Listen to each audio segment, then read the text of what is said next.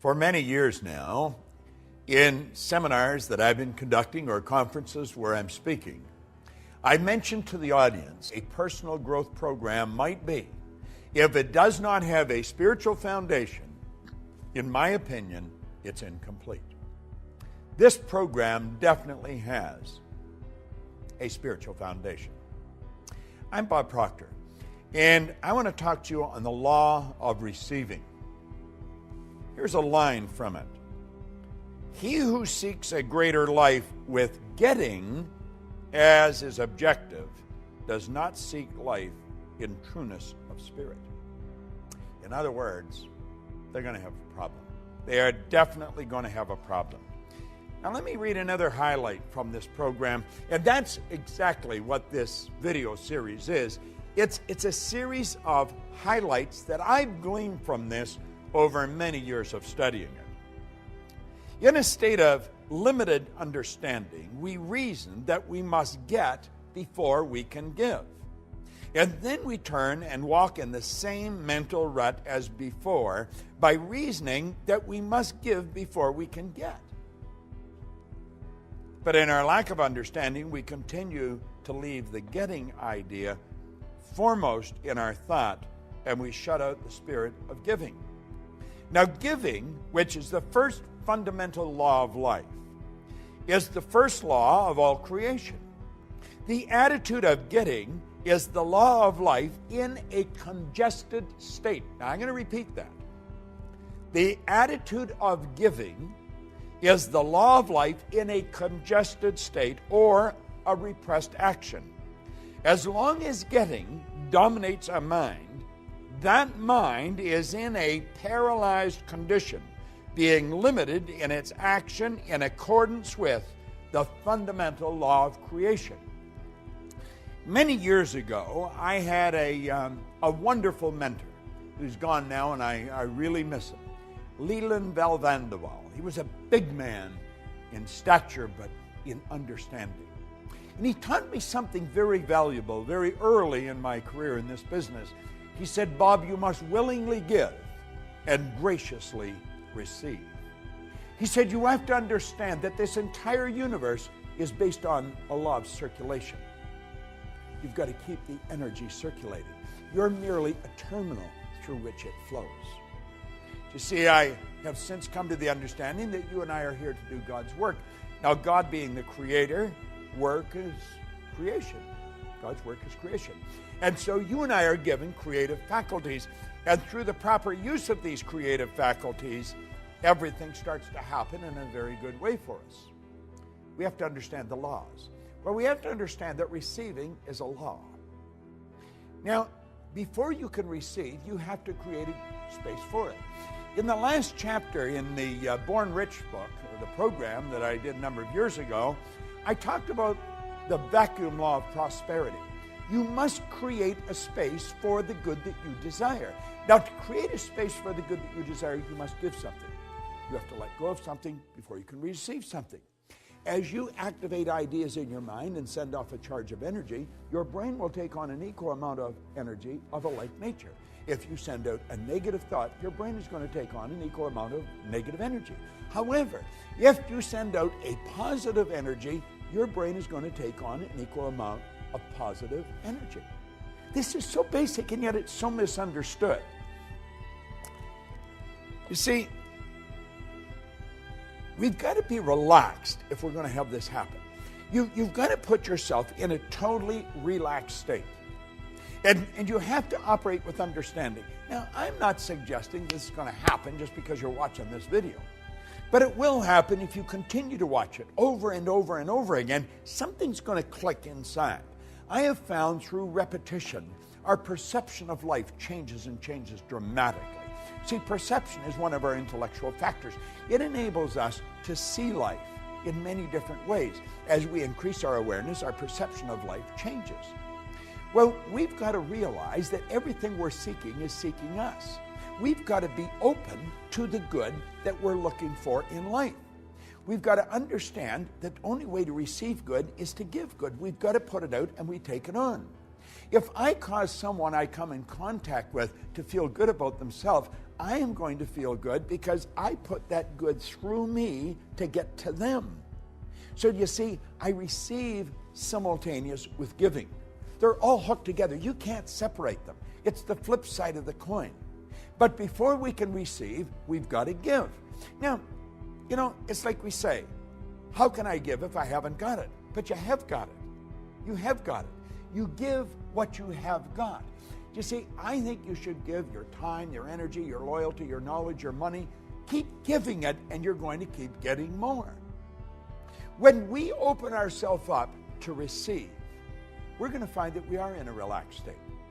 Let me read you something that Hollywell pointed out.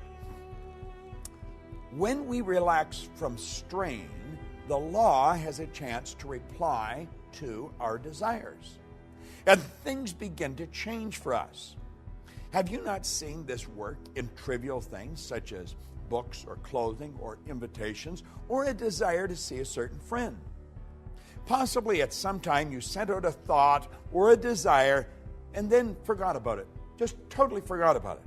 The next thing you knew, you had the book presented to you. You received an invitation. You were walking down the street and bumped into the friend that you desired to meet. It happens all the time. But you see, if we're focused on it and we're straining and we're really, trying everything we've got, we're uptight. It doesn't happen. My wife and business partner, Jerry Robert, and I were sitting in a restaurant the other night. And it was rather interesting. We had just sat down, and this woman come over, and she was bubbling over. She said, I can't believe it's you. I just can't believe. I said to my partner, did you see who just walked in here? And she said, I just can't believe it's you. And then she pulled the secret out of her purse. And then in a very excited fashion, she waved to her partner to come up. He was the chairman and CEO of a company. She was the president and chief operating officer of the company. The company is World Moon Resorts. Their brand is the moon. How'd you like to have that for a brand? Everybody on earth can look up and see their brand. Doesn't matter where they are. Well, she started to tell us a story, how they were working on this project. They've been working on it for about 10 years. That they've been working on this project, and they had spent millions of dollars and all of their time, and they were almost ready to give up. And I guess when they're almost ready to give up, they just sort of relaxed. And someone gave them the secret, and the secret fired them up again. And we were listening to them. We weren't quite sure what they were talking about, Moon Resorts, and they were going to build this place in Abu Dhabi, over in the UAE, and it was going to be the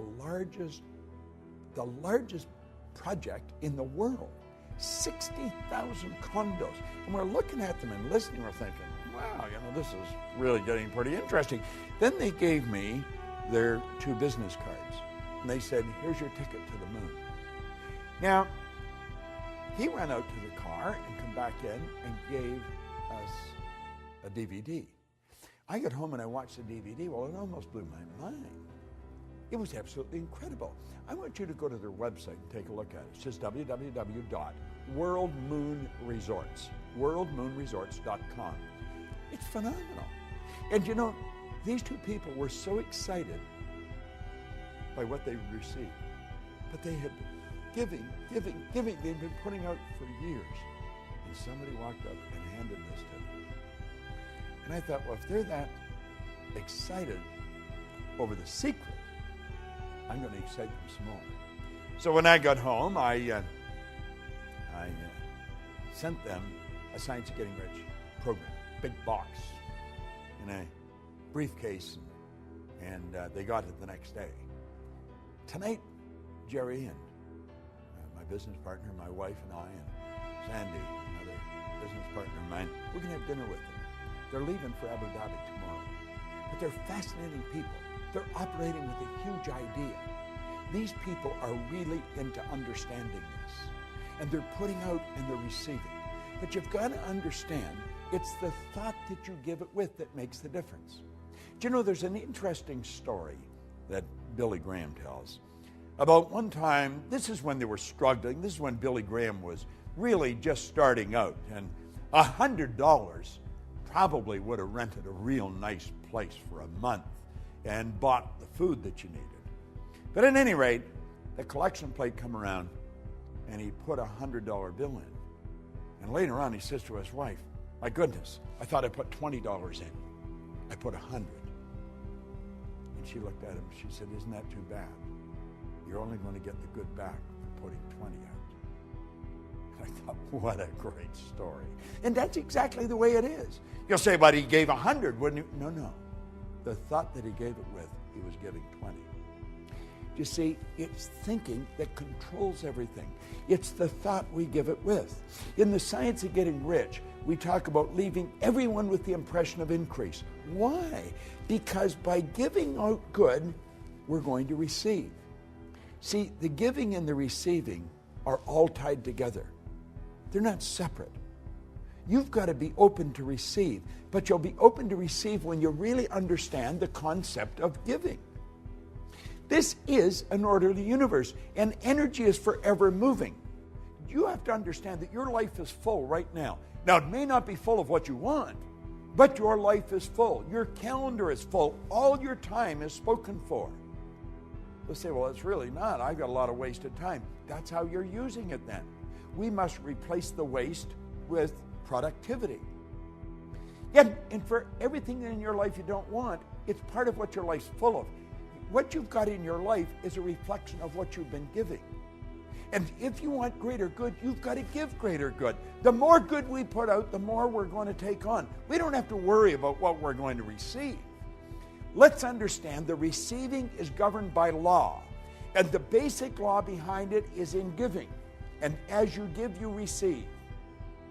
You see, if you're sitting in a chair right now, you couldn't put anything where that chair is until you get rid of the chair. This is why the vacuum law of prosperity is such a beautiful concept. Nature truly abhors a vacuum. You give, and you give in abundance, pressed down and running over. And I guarantee you, you'll never have to worry about what you're going to receive. But like my old mentor said, we've got to willingly give and graciously receive. And you see, willingly giving, that's the expression of a lot of faith. But it isn't blind faith. It's faith based on understanding of these laws. So as you dig into this law of receiving, start to think of who you can give to, what you can give, where you can give, and then give everywhere you go. Give the very best you've got. And you know something? You'll receive the very best the universe has. It's sitting there waiting for you. This is Bob Proctor, and thank you.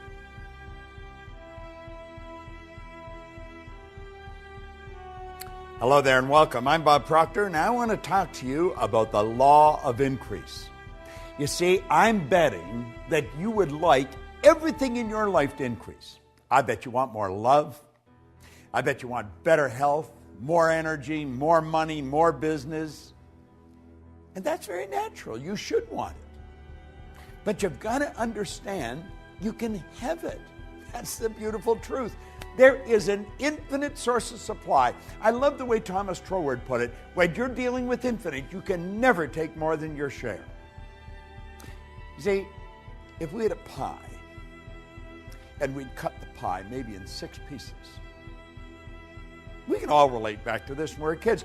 If you wanted a bigger piece of pie, someone had to get a smaller piece of pie. But we're not dealing with a pie. We're dealing with creation. And we can make a bigger pie, and then everyone can have a bigger piece. Increase in life is based upon laws. Do you know there's a marvelous series of programs that you probably have and you probably love, The Science of Getting Rich. In fact, it was The Science of Getting Rich that The Secret was based on. It was The Science of Getting Rich that Rhonda Byrne read. Her daughter gave it to her, and everything started to happen in her head. Well, Lloyd Conant gave me The Science of Getting Rich in 1968. It wasn't long after that, and I come across Raymond Holliowell's work on the law. I was looking for a book or a program that explained the law in practical, everyday person's thinking way of life. And I was having difficulty finding it. I had books on the law, but most of them were so heavy, the average person would have just died trying to understand them. And I got picked up at O'Hare Airport in Chicago one day by a lady that was taking me to the hotel to do a seminar. And she had a bench seat in the front of her car. And beside her was a big brown paper shopping bag. And when I get in the car, she says, "You want to look in that bag? I found a new bookstore." And I put my hand in and I pulled out this green book, Working with the Law by Raymond Hollywell. And I looked at her and I said, "You've got one less book. I'm taking this book with me. I have attracted this book. I have been looking for this book for a long time." Now, in that book, Hollywell talks about all this information that we're sharing with you. Mary Morrissey and I have studied the same material for a long time, and we've created this program that you're involved in right now. And you see, this series of videotapes is really just an overview of these laws, and the law of increase is one that you really want to understand. If you're going to increase anything in your life, you have to raise it. Now, you may say, "Well, how do you do that?" Well, in the Science of Getting Rich, the 7th chapter is on gratitude. And the more grateful you are, the more you're going to receive. But you've really got to be grateful. Now, praising and gratitude are very much along the same line. See, we want to praise our source of supply. We want to praise Spirit. We want to praise abundance. And it's going to come into our life. Now, let me share something right out of the book. Listen very carefully to this. Have you ever had someone condemn or criticize your efforts when you were given the best you thought you had and really tried to please them? I'm sure you have. I know I have, and I'm sure you have. Didn't you feel like folding up and just quitting? Just say, "It's over." Perhaps even felt like quitting the job and letting someone else worry about it.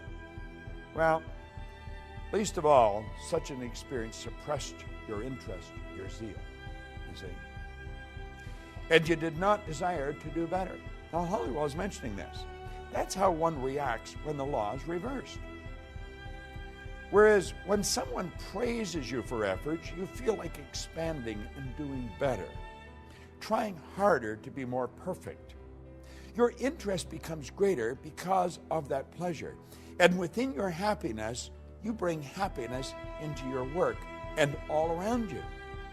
It is a well-known fact that every plant is responsive to praise, for I've even seen flowers praised to longer life and beauty. We say a person that praises the plants has a green thumb.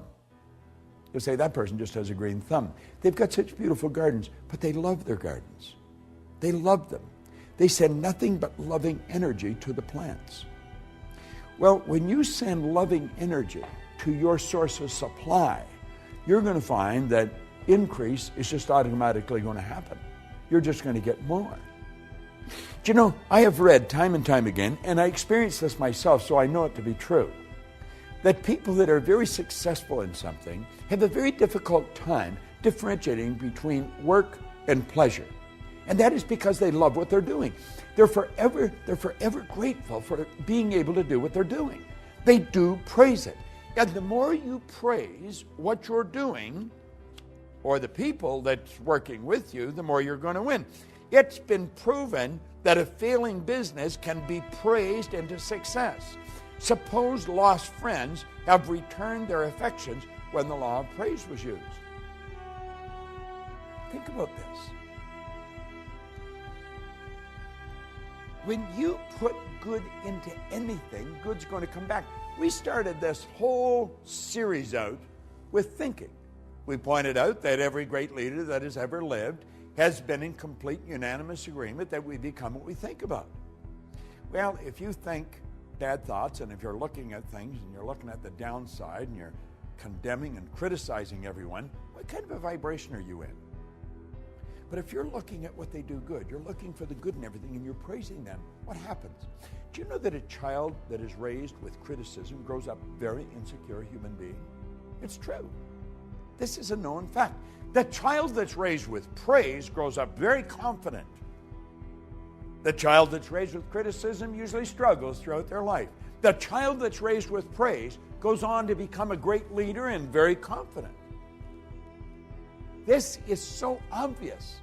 It's true in plant life. It's true with money. It's true with your friends. Praise your friends. Praise what they're doing. I guarantee you they're going to think better thoughts of you. They're going to be looking for what they can do for you. Now, you don't have to be a rocket scientist to figure this out. Praise changes our observation, our whole outlook of life. In the past, we were in the habit of seeking our weaknesses and failings, as well as the shortcomings of others. But now we see differently. You see, praise changes your perception. Now think of this for a moment. If you're going to praise people for what they're doing, you're first going to have to look for something they're doing good. And if you're looking for something they're doing good, what you're doing is you're using one of your higher faculties, one of your creative faculties called perception. You're looking for it. You're seeing the good in it. And then when you see it, you want to make them aware that you see it. Well, this doesn't just work with people. This works with plants. It works with animals. It works with all of life. Because we've got to realize that intelligence is omnipresent. There's intelligence in a garden rock. There's just no conscious awareness of the intelligence. See, intelligence is omnipresent. We're talking about a power that's 100% evenly present in all places at the same time. Yet this power operates in a very exact way. It's by law.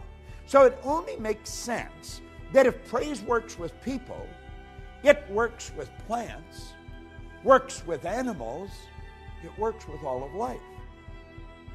And if we're going to praise anything, we're going to have to see the good in it. We want to look for the good, and then we want to praise it. Now, if I were looking for the bad, you're not going to praise bad. You're going to criticize it. You're going to condemn it. You're going to feel bad. You're going to feel sorry for yourself. But if you're using your perception to find the good in life, then it's going to become easy to praise it. Be grateful for it. See, praise is it's a great concept. And you want to know something? It is the basic foundation governing the law of increase. If you want to increase anything in your life, begin to praise it. Be grateful for whatever you've got and see greater good coming. Now remember, we talked about receiving. You've got to be open for it. You've got to be relaxed. If you want to receive increase, you got to be open, you got to be relaxed, and you got to praise what you've got. I know that you're enjoying this series. I know you are, because I'm enjoying doing it. I'm enjoying sharing this. Now, if I'm enjoying sharing this with you, I know that you're enjoying receiving it. What I want to suggest is you do what I'm doing. It works. It's helped me earn millions of dollars. It's helped me build an enormous abundance of friends all over the world. It's helped me build a business right around the world. So I want you to do what I'm doing. I am enjoying sharing this. And I'm praising you for using it. You go and extend it. Let's keep this energy flowing. To me, to you, through you. Who are you going to give it to? You know it works. You want to increase? Praise what you've got and share it. Willingly give it and graciously receive it. The law of increase is based on a fundamental principle, praise. This is Bob Proctor. Thank you.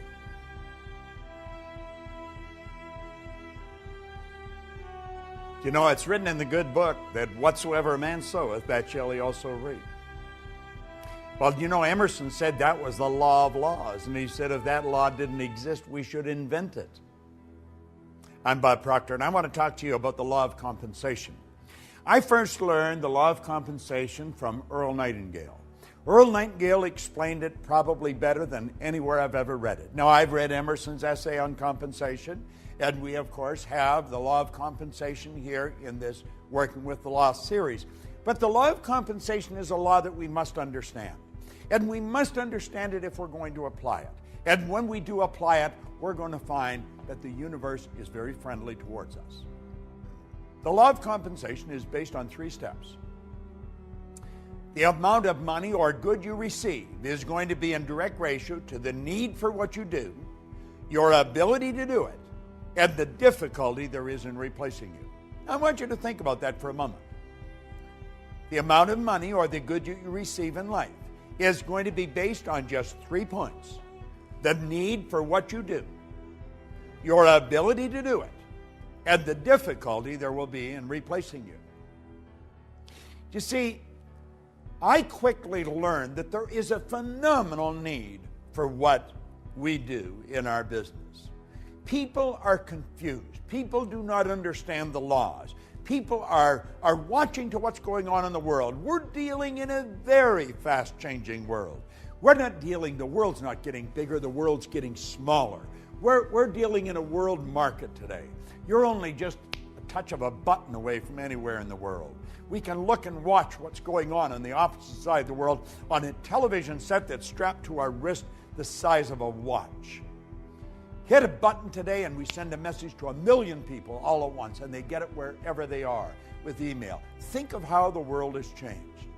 It's changing so dramatically. And you know what it's looking for? It's looking for effective people. That's right. Everybody wants someone to serve them.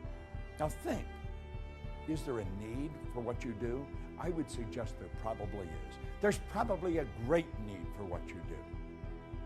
And you didn't even have to do anything to create that need. It's there. The second step is your ability to fill that need. How good are you at doing what you do? That's so important we understand that. Most people just do enough to get by. It's been often said that most people work just diligently enough so they don't get fired, and the company pays them just enough so they won't quit. It doesn't work. It doesn't work. It's in violation of the law of compensation. See, the second step, your ability to do it, is going to take care of the third step if you do the second step right. The difficulty there is in replacing you. When you become so effective at what you do, you're very difficult to replace. That's when your stock goes up. You will find that there will be people waiting in the wings to hire you, to pay you to go and work for them. When you perform your task to the very best of your ability, or when you are through your work and you do it well, you infallibly bring out the best there is in you. And you see, I learned a long time ago that if I make up my mind, I'm going to learn how to communicate this more effectively all the time, then my income is going to keep going up. My customers are going to keep coming. Now, we have people come to us from all over the world. That is not an accident. That is by design, and it's by law. Now, you might ask where you live. I live in Toronto, in Canada. Now, my office is in Phoenix, but I have other offices around the world, and I work with people all over the world. But how did you and I come together? I'm going to suggest that you and I came together because I made a decision many years ago that I was never going to stop attempting to improve the service I render. And hopefully, I would attract people like you into my life because I was giving the very best I've got and always trying to do it better. See, every day I study. I study every day. Now, I've been doing this since 1961. Prior to 1961, I never studied. Never did anything. I just tried to get by. And of course, I didn't do very well. I was earning just a little bit of money, and I was in debt over my head, and I had a difficult time finding work.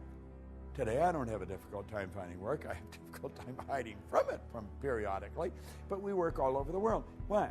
Well, 3 steps, law of compensation. The need for what you do, your ability to do it, and the difficulty there is in replacing you.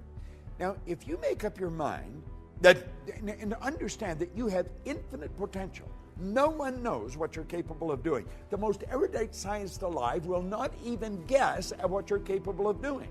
As far as energy is concerned, we've studied this many ways. You've got about 11 million kilowatt hours per pound potential energy locked up in the electrons in the atoms of your body. Your brain is an electronic switching station that boggles the mind of the wisest. Your central nervous system is the most phenomenal electrical system in the entire universe. It would make a supercomputer look like a toy. Do you know that the blood circulates through hundreds of miles of passageway every 33 seconds, just like that? It carries all the food in, all the garbage out in one sweeping change. Have you ever stopped and thought about the power that you represent? You've got all these mental faculties. You can tap into an infinite source of supply. Listen, When we talk about you, we're talking about something that is awesome. The highest form of creation on the planet. That's what you and I are.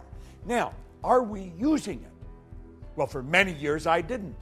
My whole idea was just get by. But then I started to study this material, and it started to make sense. And I thought, I'm going to change. I'm going to change how I'm living.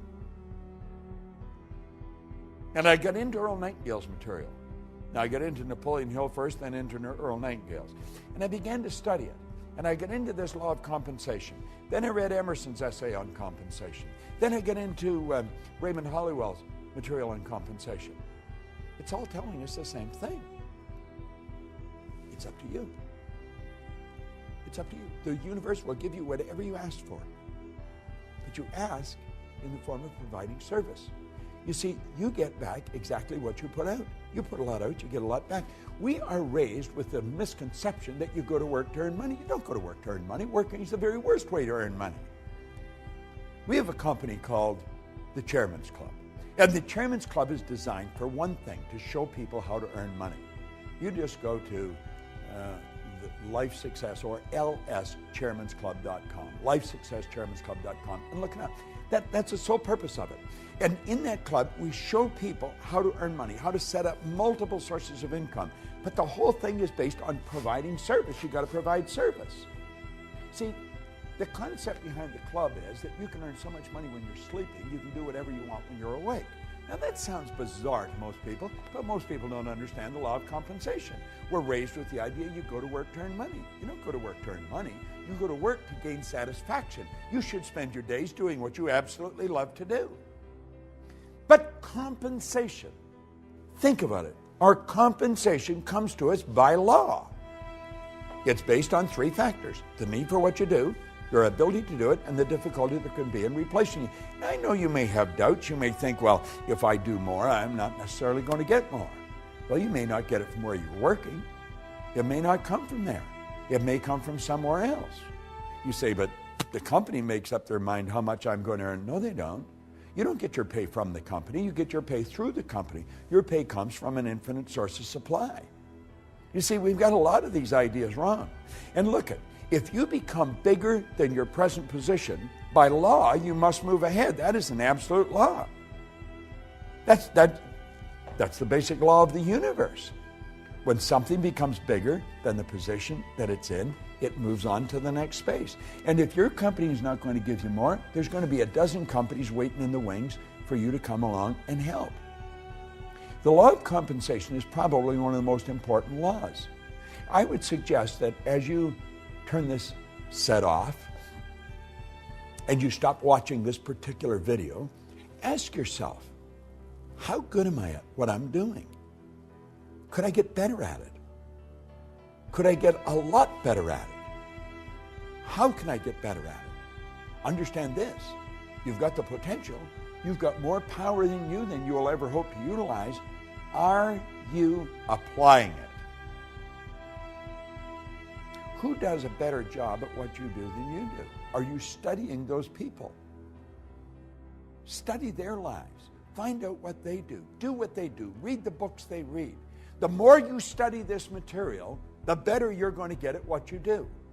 But always remember, the law of compensation is based on 3 points: the need for what you do, your ability to do it, and the difficulty there is in replacing you.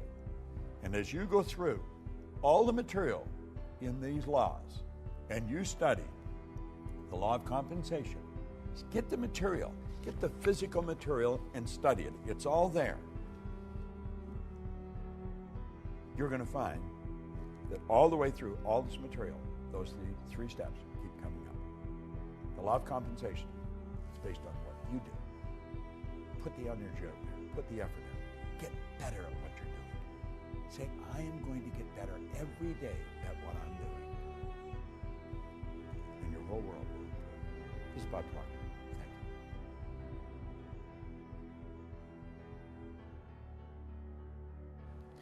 Do you know, the law of non-resistance is a law that 9 out of 10 people violate. And because they do, they cause themselves a lot of problems. It's a pretty well-balanced individual that understands how to live in harmony and not let this get to them. The law of non-resistance. Think of this for a moment. When you go to do anything that's out of the box, where you're really going where you have never been before, you're going to meet with resistance. As a matter of fact, if you don't meet with resistance, you're probably going in the wrong direction. You're not going ahead. You're either going sideways or backwards. Resistance is a signal that you're moving into a new area. However, whatever you resist persists. And what we're suggesting here is that you do not resist the resistance. Now that sounds like a bit of a mouthful, but understand this. You and I are programmed to resist resistance. That's part of our animalistic nature, fight or flight. What we want to do is master this. And instead of fight or flight or react, let's respond. Do you know there's a beautiful concept? It's the law of psychological reciprocity that rests on this law. That law states, whenever you put good out, you'll get good back, but very rarely right away. When you put bad out, bang, you get it right back. Well, let's think about that for a moment. We'll use the martial arts as a metaphor here. Karate is a very hard form of martial arts. You whack me, I whack you. You kick me, I kick you. And we beat the daylights out of each other. That's resisting resistance. Karate is not the way we want to approach this. When somebody yells at us, let them yell. Let them vent all the negativity, but not hit back. Then you take judo. Judo is where you take the strength of the other person's shot and put them down. You don't win much doing that. It's reported that Sir Winston Churchill was a master at psychological judo. One time, Bessie Braddock, who had been a member of Parliament for Liverpool, said, Sir Winston, you're drunk and disgusting. He said, yes, madam, I am. And he said, you're ignorant. And you're ugly. But he said, tomorrow morning, I'm going to be sober. What did he do? He win the battle and lose the war. Lady Astaire one time said to him, Sir Winston, if I was your wife, I'd put arsenic in your coffee. He said, madam, if I was your husband, I would drink it. Resisted. He loses. George Bernard Shaw apparently had sent Sir Winston an invitation to Pygmalion when it came out in London, that we probably know better as My Fair Lady today. And on the invitation, he put a written note, bring a friend if you have one. Sir Winston sent him a note back and saying that he was sorry he was tied up opening night, but he said if the play's still running the second night, I'd be glad to come and see it. And you see, psychological judo, you put the person down with the strength of their shot. You win the battle, but you'll lose the war. Now, there's another way to do it, the non-resistant way. It's called aikido. That's where you take a shot at me, I duck and let it keep on going. I take it and I duck and keep. You kick, I duck and keep on, let it keep on going. I do not let you touch me. I don't fight back. I stay fresh. And when you've vented all your negative energy, I'm as fresh as a daisy and I can lead you to where you want to go. That's non-resistance. See, there's a law of non-resistance. Whatever you resist persists. So the next time you meet with resistance, rather than fight back, just let it go. It's not that important. And if you can get this law down pat, I guarantee you're going to have a good trip all the way to the top. Because you see, it's whenever we get out of the box, when we're moving ahead. I'm working on a new project. In fact, I've been working on it for a year. I have met with enormous amount of resistance. I just let it go. I just let it go. And I know when there's a lot of resistance on a program that I'm involved in, I'm on the right track. You see, if you're just going sideways, there isn't any resistance. You're doing something you already know. The law of non-resistance, of these 11 laws that you're getting, this is one of the most important. Burn it into your mind and remember, don't react, respond. I remember to close off with, I was doing a seminar with a bunch of teenagers in Hawaii one time. And I asked the kids, I said, what's the difference between reacting and responding? This one little 15-year-old girl looked off into space and she put her hand up and she says, reacting is a habit. To respond, you have to think. It was the best answer I'd ever got. 15 years old. To react is a habit. To respond, you have to think. Think of this. When you react, whatever it is that's causing you to react wins. You lose. When you respond, you win. The law of non-resistance. It's a great law to understand. Use it, and you'll win. This is Bob Proctor, and thank you.